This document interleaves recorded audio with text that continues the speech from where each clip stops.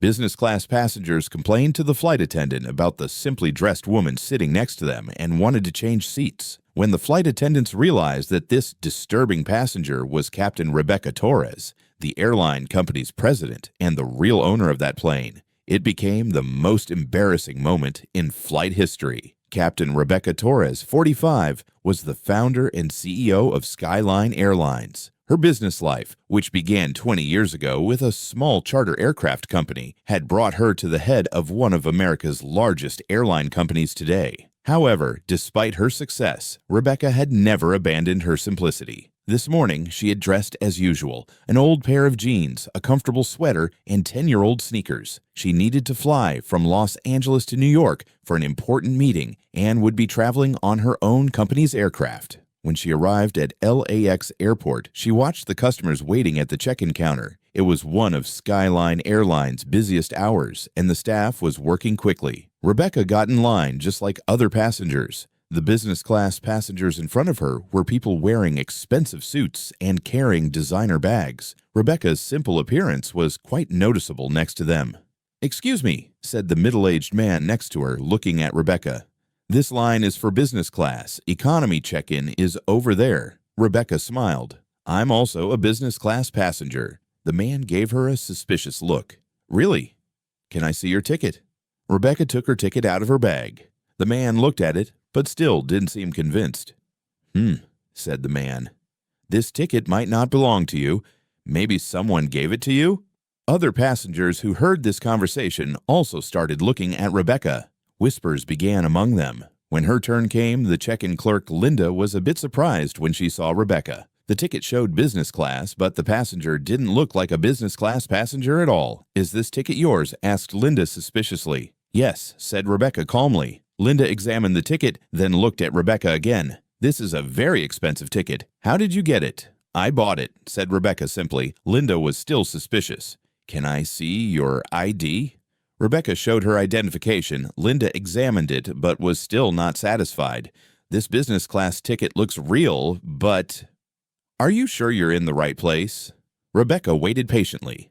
"Yes, I'm sure." Linda finally completed the check-in process, but continued to watch Rebecca. After passing through security control, Rebecca went to the VIP lounge. The security guard, Marcus, at the door tried to stop her. "Excuse me, ma'am, this is only for business class and first-class passengers." Rebecca showed her ticket. Marcus examined it, but was suspicious again. "Is this ticket yours?" he asked. "Yes, it's mine."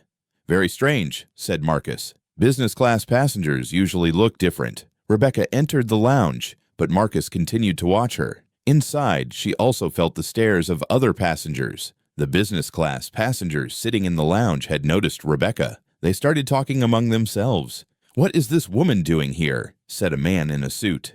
"There shouldn't be such people in the VIP lounge," said the woman next to him. "Maybe she's a cleaning staff member," said someone else. Rebecca could hear these conversations but chose not to react. She drank her coffee and started working on her laptop. When boarding time came, Rebecca boarded the plane with the business class queue. She found her seat, 2A, window seat. The passenger sitting next to her was David Morrison, a well-dressed businessman. David was uncomfortable when he saw Rebecca. This woman definitely didn't look like a business class passenger. "Excuse me," David said to the flight attendant. "I think there's a mix-up. This lady is sitting in the wrong place." Flight attendant Rachel came over. "What's the problem?" "This lady is sitting in business class, but as you can see from her appearance, she should be an economy passenger." Rachel looked at Rebecca. She really did look very different from other business class passengers. "Ma'am," said Rachel politely, "can I check your ticket?" Rebecca showed her ticket. Second A, business class. Rachel was surprised but couldn't say anything. "The ticket is correct," Rachel told David, but David didn't give up.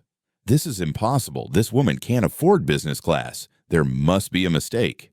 This conversation also caught the attention of other passengers. Everyone in the business class section was looking at the situation. "Maybe someone gave her the ticket," said a woman from behind. "Or it's a fake ticket," said someone else. Rebecca was still trying to stay calm, but the situation was becoming increasingly uncomfortable. David turned to flight attendant Rachel. "Can you move this lady to economy? She doesn't meet business class standards."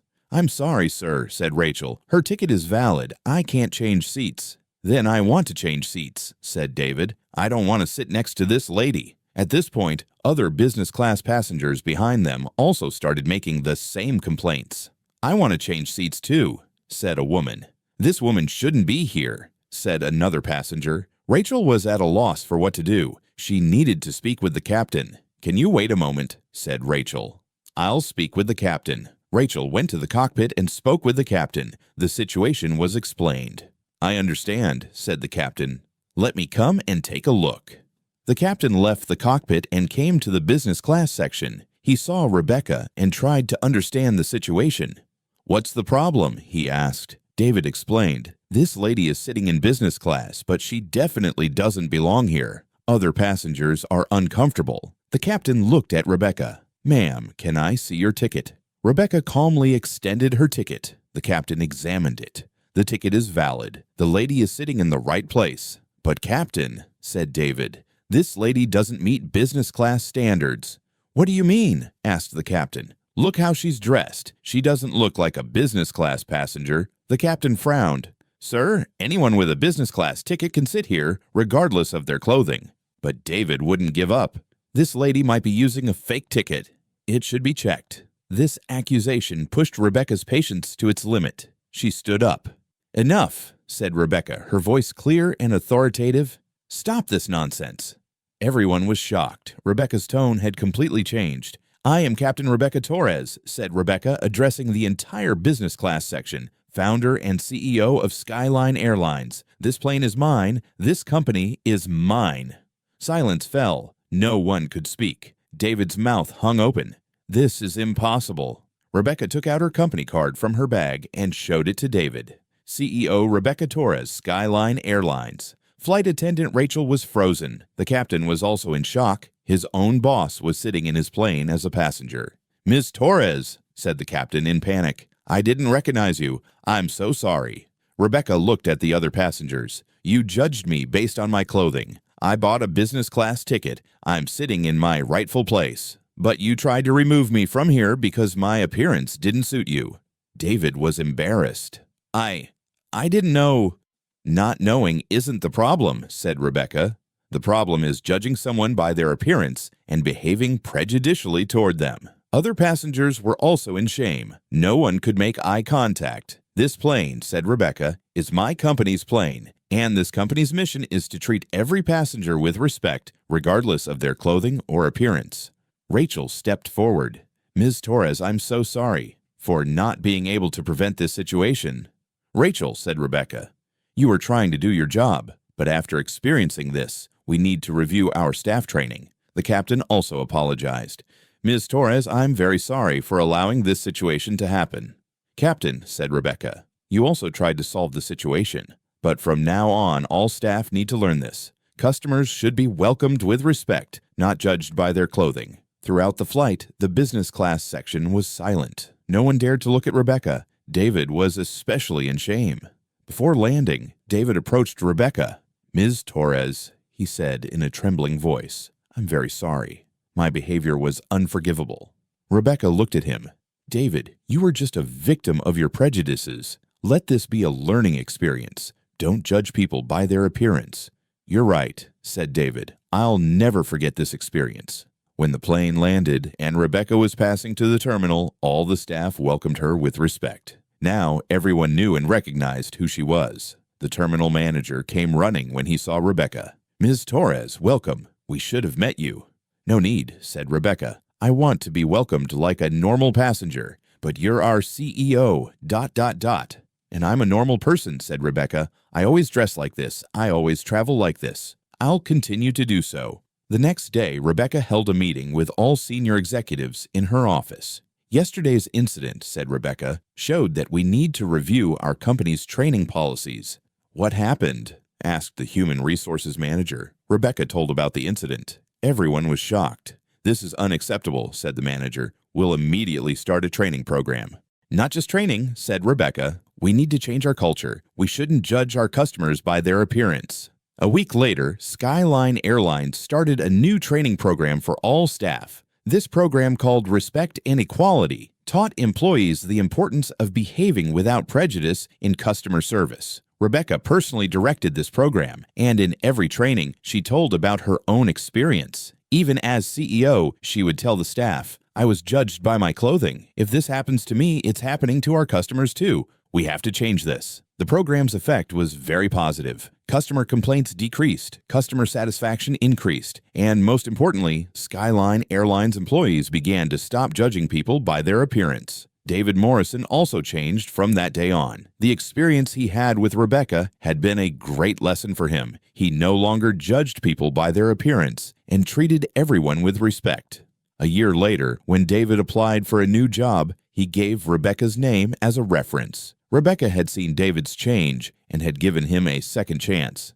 "People can change," Rebecca had said. "What's important is learning from mistakes."